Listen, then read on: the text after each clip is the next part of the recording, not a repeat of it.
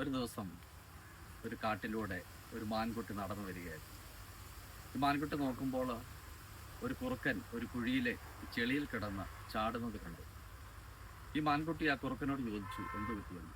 ഉടനെ ആ കുറുക്കൻ പറഞ്ഞു, ഈ കുഴിയിൽ കിടന്നിങ്ങനെ ചാടാൻ നല്ല രസമാണ്, നീയും വരുന്നോ എന്ന് ചോദിച്ചു.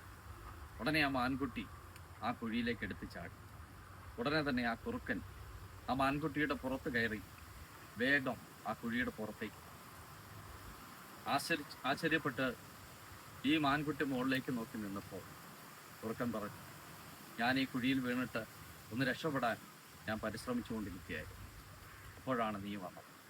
നിന്നെപ്പോലെ വേറെ ഏതെങ്കിലും ഒരു മണ്ടൻ ഇതുപോലെ വരുമ്പോൾ നീയും രക്ഷപ്പെട്ടുകൊള്ളൂ എന്ന് പറഞ്ഞ് ആ കുറുക്കൻ അവിടെ നിന്ന് പോകുവാനിടയായി. ഇതുപോലെ നിരവധി കബളിപ്പിക്കലുകളുടെ ഒരു ലോകത്താണ് നമ്മളായിരിക്കുന്നത്. അതുകൊണ്ട് നാം ഒരിക്കലും എടുത്തു ചാടുവാനോ അബദ്ധം കാണിക്കുവാനോ ഇടവരരുത്. ബൈബിളിൽ പ്രകാരം ഒരു വാക്യമുണ്ട്, സദൃശവാക്യം 9:6. ബുദ്ധിഹീനരെ, ബുദ്ധിഹീനത വിട്ട് ജീവിപ്പീൻ, വിവേകത്തിന്റെ മാർഗത്തിൽ നടന്നുകൊള്ളു. ഇവിടെ പറഞ്ഞത് ബുദ്ധിഹീനരെ, ബുദ്ധിഹീനത വിട്ട് ജീവിപ്പീൻ. ഇപ്പം നമ്മൾ ബുദ്ധിഹീനരാകാതെ വളരെ ബുദ്ധിയുള്ളവരായിരിക്കണം. ഇതുപോലുള്ളതായ നിരവധി കബളിപ്പിക്കലിൻ്റെ ലോകത്ത് നാം ആയിരിക്കുമ്പോൾ വളരെ ബുദ്ധിയോടെ വിവേകത്തോടു കൂടി ആയിരിക്കുക. ദൈവം നിങ്ങളെ അനുഗ്രഹിക്കുമാറാകട്ടെ.